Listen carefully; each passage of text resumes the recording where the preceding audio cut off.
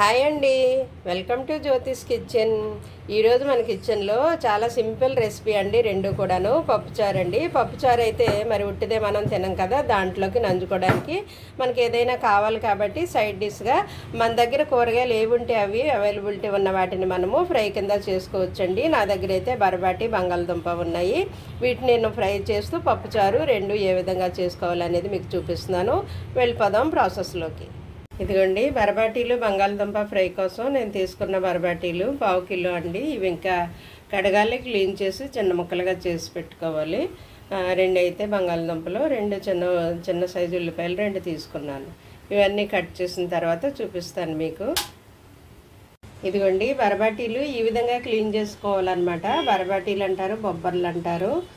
వీటిని ముందే కడగాలండి. కడిగిన తర్వాత ముక్కలు కొయ్యాలి. ఎందుకంటే అందులో మట్టి, ఇసుక ఇవన్నీ ఉంటాయి. పొలంలోను బజార్లోను అక్కడెక్కడ పడేస్తారు కదా, అందువల్ల ముందు మనం కడిగేసి క్లీన్ చేసి పెట్టుకుని అప్పుడు ముక్కలు చేయాలి. ఓకే, బంగాళదుంపలు ఈ విధంగా చిన్న సైజు అయితే మనకి తొందరగా ఏగిపోతాయి అన్నమాట. ఆయిల్ తక్కువ వేసినప్పటికీ త్వరగా ఏగుతాయి ఈ సైజు చిన్న ముక్కలు కోసుకుంటే. అలాగే ఆనియన్ చిన్న ముక్కలు. దీంట్లోకి కొద్దిగా కరివేపాకు కట్ చేశాను నేను. వెల్లుల్లి ఒలిసి ఉంచుకున్నాను. కొంచెం ఫ్రై కాబట్టి కొంచెం ఎక్కువ వేస్తున్నాను అనమాట వెల్లుల్లి. ఇదైతే పచ్చిశనగపప్పు, జీలకర్ర, ఆవాలు, ఎండుమిర్చి. ఇంకా కావాలంటే మినపప్పు, మీకు ఇంకా కావాలంటే వేరుశనగుళ్ళు ఇవి కూడా వేసుకోవచ్చు. నేను ఇవి చాలని ఇవే వేస్తున్నాను. ఇప్పుడు తయారీ విధానం స్టార్ట్ చేద్దాము. కర్రీ ఫ్రై చేయడం. ఇదిగోండి, స్టవ్ ఆన్ చేసి నేను ఫ్రై ప్యాన్ పెట్టుకున్నాను. దీంట్లోకి ఆయిల్ వేస్తున్నాను. ఇది ఫ్రై కదా, అందుకని కొంచెం 2 స్పూన్లు వేసాను అనమాట. దీంతో 2 గరిటెలు వేసాను. ఓకే, ఆయిల్ హీట్ అయ్యాక మనం ముందుగా పోపులు వేసేద్దామండి. పప్పులు అలాగే వెల్లుల్లి కూడా వేద్దాం వాటితో పాటు. అన్నీ ఒకసారి వేసాను. పచ్చిశనగపప్పు, జీలకర్ర, ఆవాలు, వెల్లుల్లి, ఎండుమిర్చి. ఇది కొంచెం వేగిన తర్వాత పప్పులు కొద్దిగా వేగాకప్పుడు మనం ఉల్లిపాయలు వేద్దాం, వేగనిద్దాం. ఇదిగోండి, పప్పులు కొంచెం కలర్ మారాయి చూసారా. ఈ టైంలో ఇంకా మనం ఆనియన్ వేసేయచ్చు అనమాట.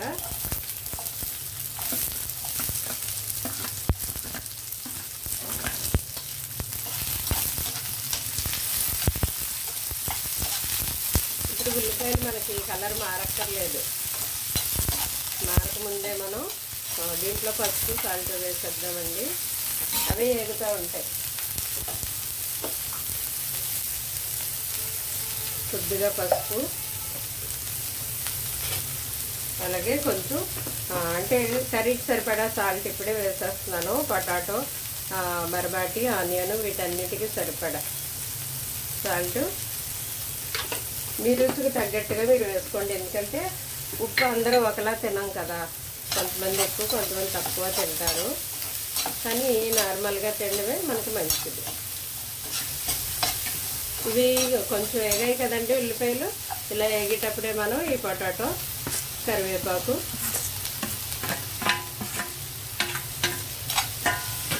ఇవి త్వరగా అడుగంటేస్తాయండి పొటాటో. కాబట్టి ఇవి అడుగంటకుండా ఉల్లిపాయలు మనకి హెల్ప్ చేస్తాయి. అదేవిధంగా ఈ బొబ్బర్లు వీటిలో ఉన్న తడి అవి అడుగంటకుండా ఉండడానికి మనకి హెల్ప్ చేస్తాయి అన్నమాట.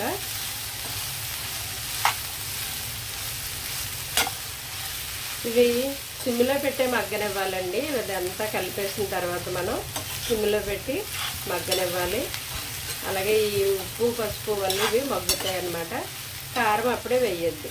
ఇవి పూర్తిగా ఏగిపోయాయి. ఇంకా దించే ముందు అప్పుడు మనం కారమును కొద్దిగా జీరా ధనియా పౌడర్ వేద్దాం. కొత్తిమీర కూడా వేయాలి. ఉంటే వేసుకోండి, టేస్ట్ బాగుంటుంది. లేకపోయినా పర్వాలేదు. ఓకే, ఇప్పుడు ఇవి అన్నీ ఇలా కలిపేస్తాం కాబట్టి మనం సిమ్లోనే ఉంచాలండి. మూత పెట్టేస్తే త్వరగా మగ్గుతాయి అన్నమాట. ఒకవేళ అడుగంటేస్తుందంటే కొద్దిగా నీళ్లు చిలకరించుకోండి, మగ్గనిద్దాం. ఇదిగోండి, నేను మధ్య మధ్యలో ఇలా 2 సార్లు కలిపాను. వాటర్ ఏమి వేయలేదు.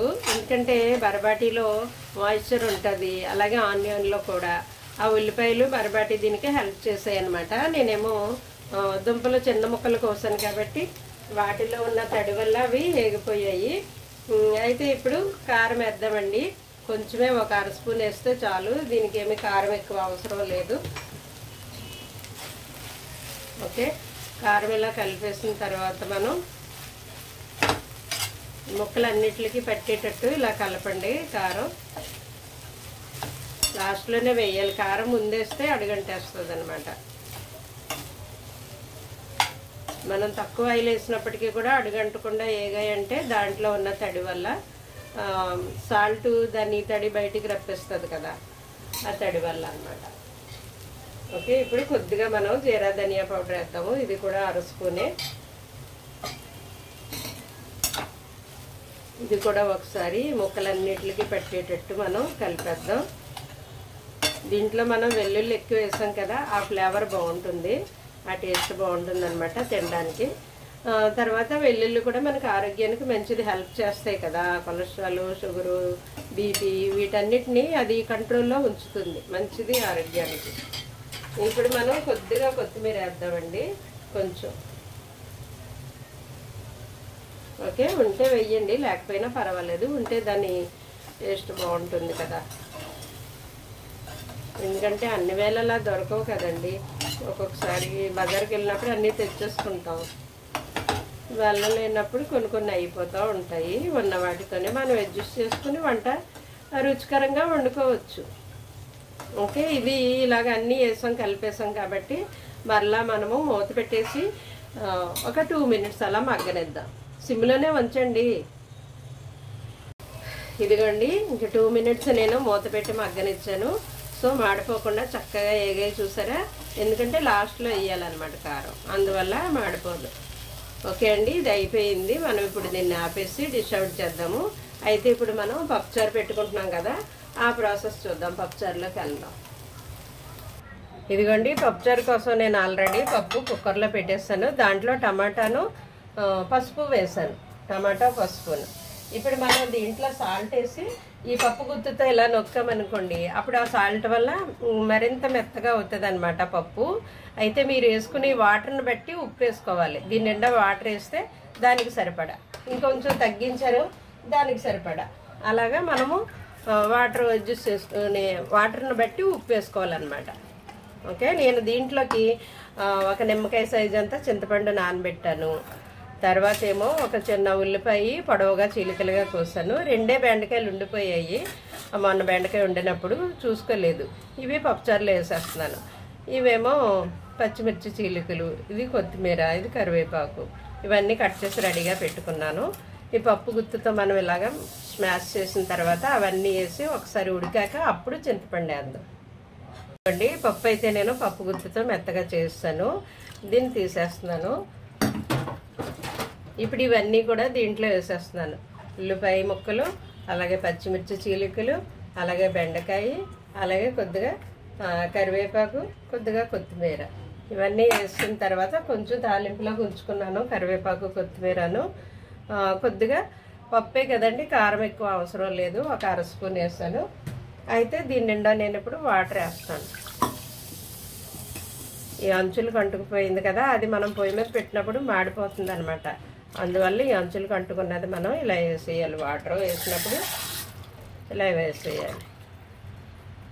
ఇలా వేసేసిన తర్వాత ఒకసారి గరిటతో కలపండి, ఎందుకంటే పప్పు అడుగున ఉంది కదా.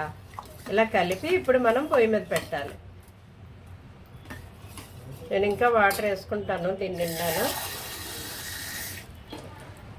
ఇందులో ఇప్పుడు దీన్ని మనం పొయ్యి మీద పెట్టి కొంచెం మరగనివ్వాలి, తిరగబడాలి వాటరు. తిరగబడ్డాక అప్పుడు చింతపండు పులిపేసి తాలింపు చేద్దాం, పొయ్యి మీద పెడదాం. ఇదిగోండి, స్టవ్ అంటించేసి మనం పప్పుచారు పొయ్యి మీద పెట్టేసి కొంచెం మంట మీడియం ఫ్లేమ్లో పెట్టండి. ఇది తిరగబడే వరకు. తిరగబడిన తర్వాత సిమ్లో ఒక 5 నిమిషాలు మరగనిచ్చి అప్పుడు తాలింపు చేద్దాము. ఇప్పుడు కొంచెం మరగనిద్దాం. మరిగే లోపల చింతపండు రసం తీసి రెడీ పెట్టుకోవచ్చు. ఇదిగో చూసారా, వాటర్ ఇలా తిరగబడింది కదా పప్పుచారులోను. ఇలా తిరగబడినప్పుడు మనం చింతపండు పులుపు వేసేద్దాం. ముందే పప్పుతో పాటు బెండకాయ పెట్టకండి కుక్కర్లోను, స్మాష్ అయిపోయి పప్పులో కలిసిపోయి బాగోదు. అందువల్ల పప్పు ఉడికిపోయాక ఇలాగ వేయాలన్నమాట.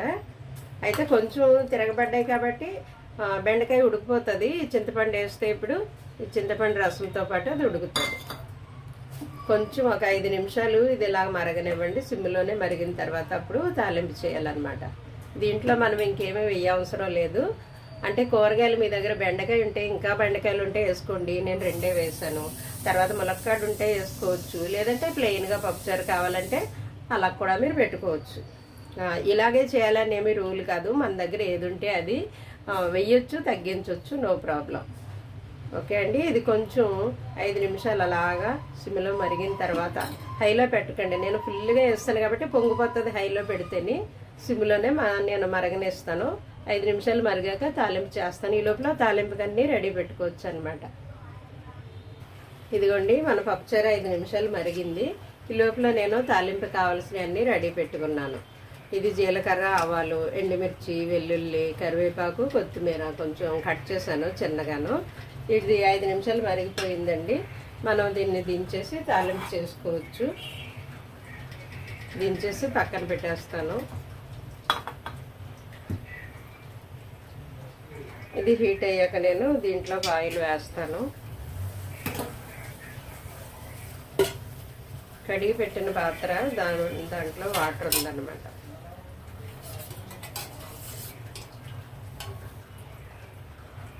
పప్పుచారే కదండి, ఎక్కువ ఆయిల్ అవసరం లేదు. 1 స్పూన్ వేసాను నేను, దీంతో సరిపోతుంది. ఓకే. ఆయిల్ హీట్ అయ్యాక ముందుగా నేను వెల్లుల్లి వేస్తాను. అవి వేగడం లేట్ అవుతుందని ముందే వేస్తాను నేను. కొంచెం వేడెక్కాక జీలకర్ర, ఆవాలు, అవి కూడా వేడెక్కాయి కదా, ఎండుమిర్చి, కరివేపాకు, కొత్తిమీర. కరివేపాకు వేయగానే సుయ్యమంటాం చూసారా, అందుకే లాస్ట్లో వేయాలన్నమాట.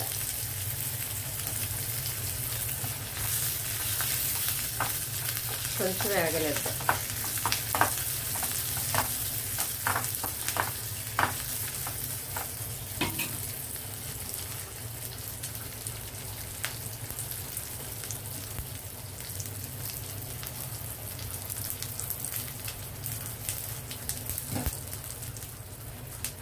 ఓకే. కొంచెం వేగిన తర్వాత మనం అవి మాడిపోకుండానే దీంట్లో వేసేయాలన్నమాట పప్పుచారులను.